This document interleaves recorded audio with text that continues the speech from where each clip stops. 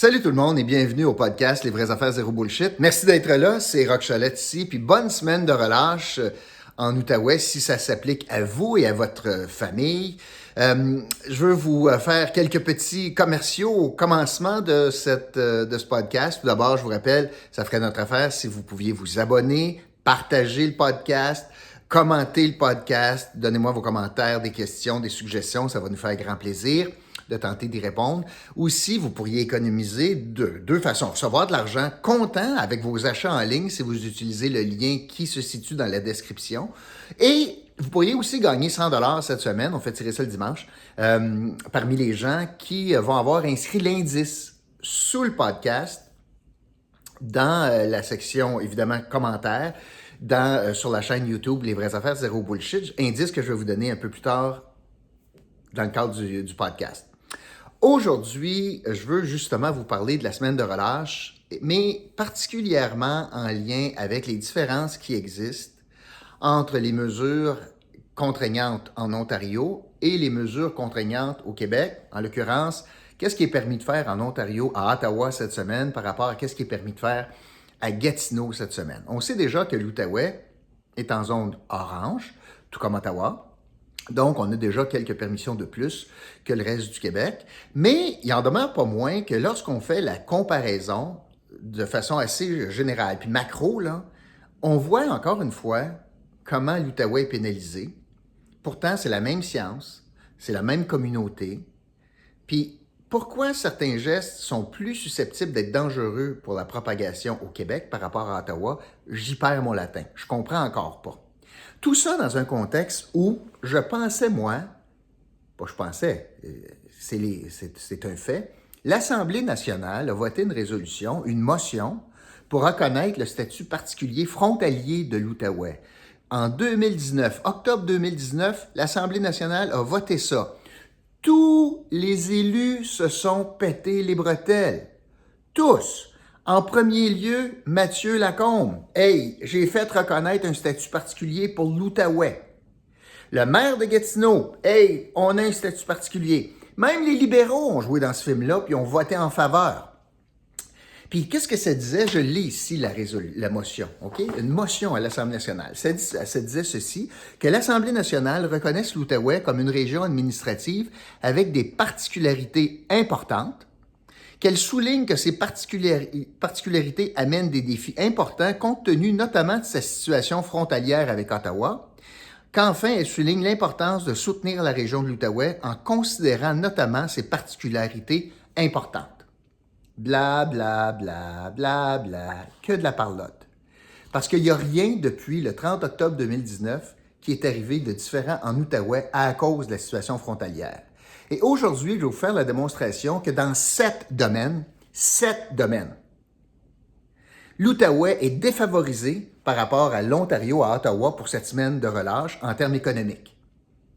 On empêche nos commerçants de se battre à armes égales avec notre compétiteur d'Ottawa qui pourtant a plus de marge de manœuvre. Toujours dans la même crise sanitaire.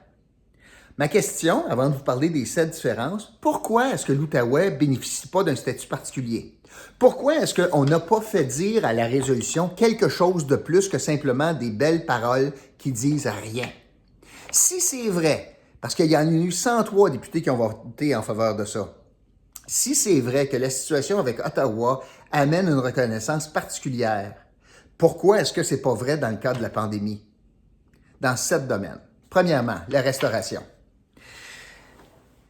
On a ouvert les restaurants au Québec cette semaine pour la semaine de relâche, puis on a ouvert les restaurants, donc la zone orange ici au Québec, puis on permet qu'à deux personnes d'être à la même table. Plus que ça, on demande de réserver, puis on demande une preuve que les gens viennent de l'Outaouais. Alors, qu'est-ce qu'on dit? Bien, si tu viens d'Ottawa, tu ne peux pas venir manger à Gatineau. Inversement, à Ottawa, pas de problème. Tu viens du Québec, viens manger, puis tu payes 4. 2 couples vont manger. Fait que samedi soir prochain, 2 couples veulent manger. C'est impossible au Québec. Impossible au Québec. Oubliez ça, tu ne peux pas manger à la même table. Tu es obligé d'aller à Ottawa. Alors, première différence, on pénalise encore les commerçants, les restaurateurs gatinois Parce que l'autre côté, c'est peu importe d'où tu viens, 4 personnes à la même table. Puis au Québec, c'est 2 personnes seulement, puis il faut que tu viennes de l'Outaouais. Les bars. Deuxième phénomène, sont ouverts l'autre bar, sont fermés ici. Troisième phénomène, les casinos. Le casino est ouvert de l'autre côté, fermé au Québec. Pas les tables de jeu de l'autre côté, là.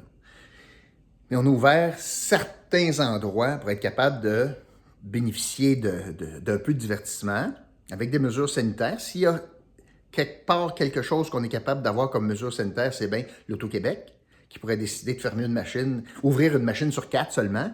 Ça amènerait un petit peu d'argent à l'État. Dieu sait qu'on en a besoin présentement.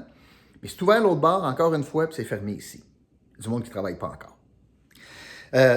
L'autre chose, les fameux arénas. Au Québec, on empêche encore les enfants de jouer au hockey. Les ligues d'adultes ne sont pas recommencées. Mais en Ontario, tu peux. Les arénas sont ouverts. Tu es capable d'aller jouer. Les piscines, des fameux hôtels. La semaine de relâche, on dit aux hôteliers au Québec, à Gatineau, tu ne peux pas ouvrir tes piscines. C'est ce que je comprends. Pourtant, en Ontario, tu peux. Là, c'est pas drôle. Pourtant, les piscines publiques sont ouvertes. Fait que c'est moins dangereux d'aller te baigner dans la piscine à Gatineau, dans la ville de Gatineau, qu'à la piscine à l'hôtel dans la ville de Gatineau. Fait qu'une petite famille, là, qui cherche une escapade, puis qui vit à Gatineau, puis qui cherche un hôtel pour aller faire baigner les enfants, par exemple, tu veux peut-être sortir de la routine, bien, va-t'en à Ottawa. Encore une différence. Ça, c'est le 5e. Karaoké sont ouverts à Ottawa, sont fermés au Québec. Puis, évidemment, les cinémas. Les cinémas sont ouverts à Gatineau, sont ouverts au Québec dans les zones rouges, sans manger, avec ton masque pendant tout le temps de la diffusion du film. En Ontario, tu peux manger ton popcorn, boire une liqueur, puis dans les salons VIP, les salles VIP en Ontario, tu peux prendre un verre, tu peux prendre une bouteille de vin, prendre une bière, tu peux manger, peu importe. Si tu consommes donc de la nourriture ou quelque chose à boire, tu peux enlever ton masque en Ontario, ce qui est impossible à faire au Québec. Au final, là, ce ne sont que certains exemples, puis tu te poses la question, mais pourquoi il y a une différence comme ça? Comment ça se fait qu'on est plus sévère? Puis on sait que c'est plus toujours à cause de la santé publique au Québec. Il y a des fois, c'est juste M. Legault qui a décidé ça de même. Ah, je vais être plus sévère. Santé publique nous recommande pas ça, mais on le fait pareil. Puis pourquoi c'est pas la science qui mène ça? Comment ça se fait qu'il y a autant de différences? Mais surtout, pour ce qui est de l'Outaouais, comment ça se fait qu'on n'a personne, pas plus les caquistes, pas plus les libéraux de l'Outaouais, qui se lèvent en disant « Hey, on a un précédent à l'Assemblée nationale, on a voté une résolution à l'effet qu'il faut reconnaître que c'est pas pareil quand tu es frontalier à Ottawa. C'est pas pareil. On peut-tu reconnaître les différences? On a une motion qui a été adoptée. Pourquoi on n'est pas capable de dire, bien, la motion, ça voudrait dire que on va essayer d'apparier, de matcher, d'égaler les mesures entre Gatineau et Ottawa en pandémie. On va essayer là, que ce ne soit pas un déséquilibre, que le terrain de jeu soit équitable pour donner une chance à nos gens d'affaires. Puis on va essayer de garder l'argent investi de notre côté. Ça donne des revenus à des restaurateurs ou à peu importe, ça donne des pourboires, ça injecte de l'argent dans l'économie, ça donne des salaires, ça fait vivre notre économie. Non.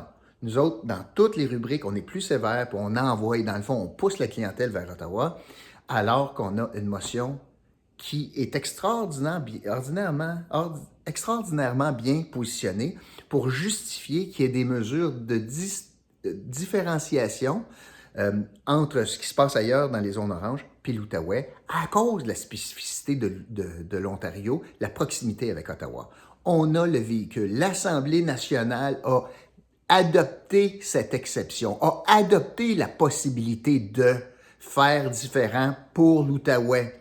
Moi, je ne trouvais pas que c'était une très bonne idée au commencement, parce que je disais que c'est du blablabla, puis il n'y a rien qui arrive concrètement depuis. Mais est-ce que j'ai encore raison? Est-ce que j'ai encore raison de dire que ça ne valait même pas le papier sur lequel on l'a écrit, la résolution, alors que là, dans 7 domaines particuliers, l'Outaouais est défavorisé par rapport à Ottawa dans les mesures de contraintes sanitaires. Pourtant, la résolution est claire, on devrait reconnaître le statut particulier frontalier de Gatineau pour peut-être faire différent que le reste du Québec. C'était à ça que ça servait la résolution. Malheureusement, on ne peut pas se fier sur nos élus présentement à Québec pour faire en sorte que ça veuille dire quelque chose. Fait qu'aujourd'hui, c'est ce que je voulais vous dire. Je trouve ça déplorable pour nos commerçants d'être obligés de se battre à armes inégales avec Ottawa. Et aujourd'hui, l'indice du jour, c'est Outaouais. Outaouais, c'est l'indice du jour. Merci d'avoir été là. Je vous retrouve demain pour un autre podcast, Les vraies affaires, zéro bullshit. Salut tout le monde.